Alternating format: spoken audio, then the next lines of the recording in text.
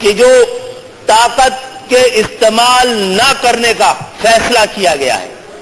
اور جس طرح آج کے ایوان نے پنجاب کی پولیس کو خراج تحسین پیش کی گئی ہے، یہ حکمت عملی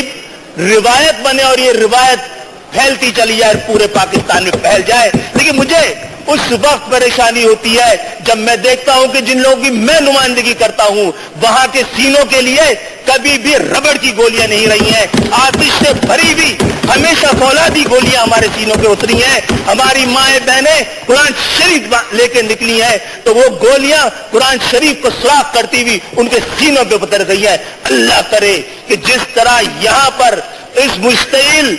ہجوم کو روکنے کی حکمت عملی